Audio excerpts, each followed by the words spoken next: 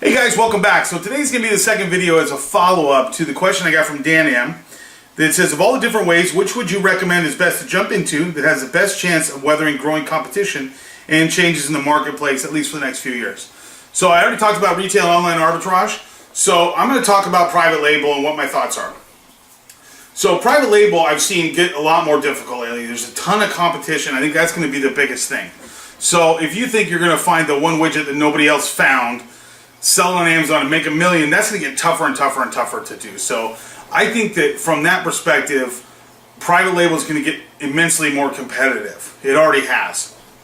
With the advent of the software, the research, everything else, private label is super competitive. Now, I'm gonna qualify that with, I think if you build a brand, then it might be a different story. So like I took that road of trying to really build a brand. So there might be a lot of competition for my widget, but because my widget says Joe's brand on it, people are willing to pay more. At least that's the theory. So I think as far as sustainability goes, the key there is to get a trademark, get brand registered, build your brand, not just your product with private label. The competition changing in private label I see, number one, all the Chinese manufacturers are getting in the game.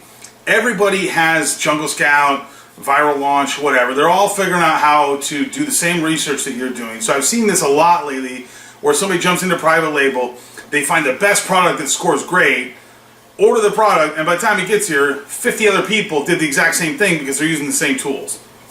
So I think that's the huge risk of private label. The other risk of private label is if you piss off Amazon, you got one owner there, so you're 100% at their mercy. If they suspend your account or they get mad at you for some reason, say you can't sell that product, I could give you 100 examples. I just had one guy I know had it with a product he imported. He sends it to Amazon. He had already done the listing, everything else. They receive it in their warehouse and go, oh, no, we can't sell this. Went through a hazardous review and they were being stupid with it. But nonetheless, he's got $5,000 worth of product sitting there that he's going to have to get a lawyer and fight with Amazon, and maybe he'll figure it out. But in the meantime, he's not making any money. He's got all his cash tied up, everything else.